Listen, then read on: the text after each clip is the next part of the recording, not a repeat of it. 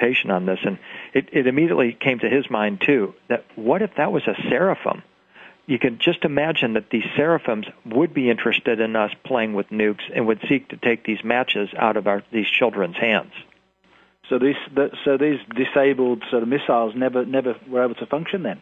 Well, they functioned after that, but at that moment, when that orangish-reddish light, that orb was above it, the installation was disabled. Oh, I see. Wow, how fascinating.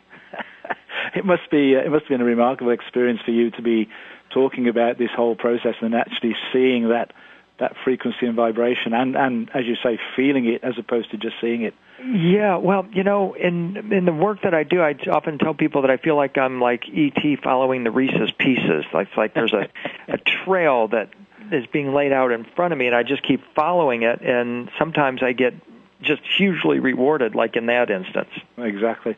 William, we're coming up to our first break, and we'll move on after this break. It was a great start to the show, and we'll talk about the Capitol building in Washington, D.C., Freedom's Gate. This is Peter Tounge for Awakening to Conscious Co-Creation.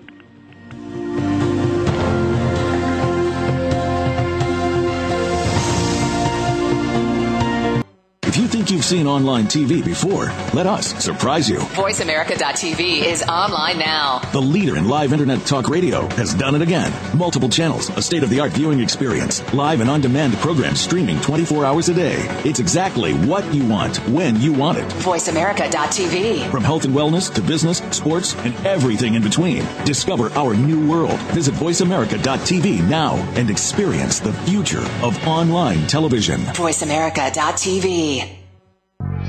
The new home for visionary positive change. Seventh Wave Network.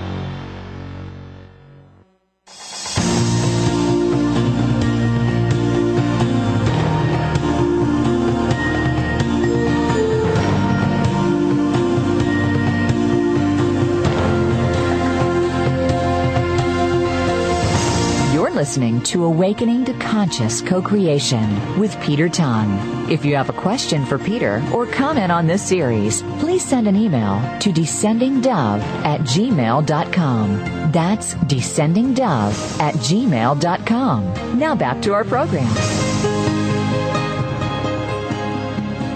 Welcome back to Awakening to Conscious Co-Creation with your host, Peter Tounge.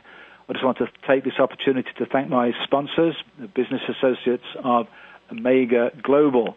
And if you want to find out more about the Omega Global products, please listen to the archived interview I did with Sam Adams on September the 15th and hear about some of the remarkable events taking place in people's lives as a result of using the Omega Global products.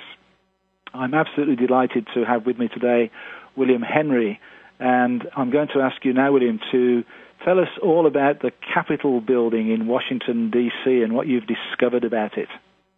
Well, I mean, the U.S. Capitol building in Washington has been a subject of immense fascination for me as well as many other people for a very long time, and I just finally decided that there have been so many books written about D.C. itself and the sacred geometry and the layout as designed by the founding fathers and the Freemasonic influence, but none of them deal with exclusively with the Capitol itself. And I ask people, what would it mean to you if you discovered that the U.S. Capitol is a temple of ascension, one that can be used to tap into a higher power? I mean, to me, that means everything. And the thing is that most Americans have no idea that Thomas Jefferson called the Capitol a temple, and he dedicated it to the sovereignty of the people. Its builders referred to it as the Temple of Liberty, the Temple of Celestial Liberty, in particular, is what it was called in 1793. And what it reveals is that the Founding Fathers left a profound vision for achieving true freedom, which they equated with awakened consciousness, with enlightened consciousness, inside the dome of the U.S. Capitol. And in fact, that building is not a civic structure at all. It is a temple, and in fact, it's a mirror image of Solomon's temple. It's a virtual recreation of Solomon's temple. That was the intention of its builders. And it's further a mirror image of the Vatican dome and its obelisk, which sits nearby. So just before you go on, what is the significance then of having an obelisk and a dome? Well, the idea is that it creates an energy center, an interplay. You think of the phallic symbol, the obelisk is male. You think of the dome, the womb, the gate is female. You put the male and the female together, and now you're talking about the process of creation. And that's part of the intention about putting those two together. Further, the bell-shaped Capitol dome literally is a stupa, like a Buddhist stupa, and it creates a vortex or a field of energy. The reason why the U.S. Capitol building is a power spot is because it was designed to be. And the Freemasons who built it viewed it as a beehive buzzing with energy.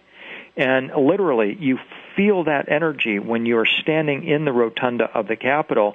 And also, by the way, it literally is the key. Altering the energy field of the Capitol dome, I believe, through prayer and meditation, will raise the frequency of the dome, and that is the key, I believe. If you feel like there are negative or harmful energies emanating from the U.S. Capitol today, the way to overcome that, to shift and change that, is to begin sending prayer and begin to meditating on that dome, because that's what it was designed to do.